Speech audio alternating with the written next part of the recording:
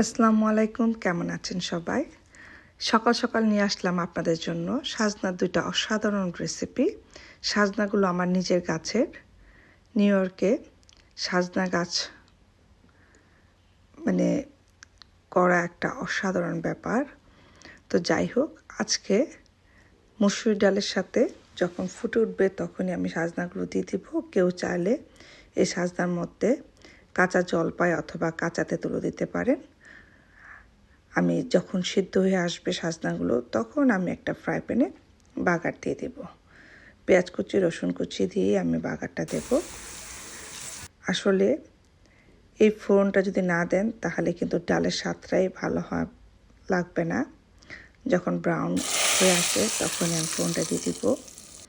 কিছু কাঁচামরিচ এবং ধনেপাতা দিয়ে নামিয়ে ফেলব।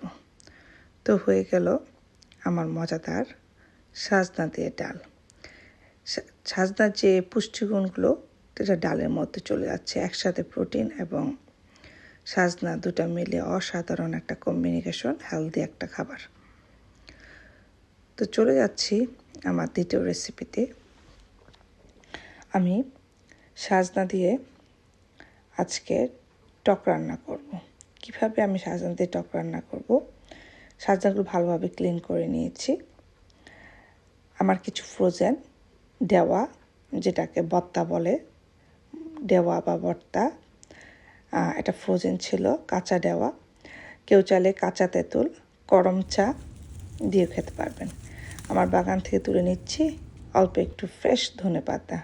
তো আজকে আমি চিংড়ি মাছ এবং রুই মাছ ব্যবহার করব এই টকটা রান্না করার জন্য। আবারও বলছি, শোল মাছ, শিং, মাগুর মাছ খুবই মজা হয়। যেহেতু আমার হাতের কাছে মাছগুলো নেই, তাই ঘরে যে মাছ আছে তাই দিয়ে আপনাদের সাথে রেসিপিটা শেয়ার করছি।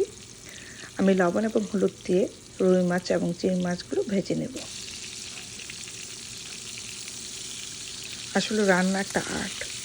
যেভাবেই রান্না করেন না কেন, রান্নাটা যদি মজা হয় তাহলে তার কথাই নেই। ধৈর্য সহকারে রান্না করলে রান্না অবশ্যই মজা হবে। এখন আমি মাছ ভাজা তেলের মধ্যেই সাজনা এবং দেওয়াটা ভেজে নেব একটু লবণ এবং হলুদ দিয়ে। ভাজা করলে একটা ভাজা ভাজা ফ্লেভার আসে।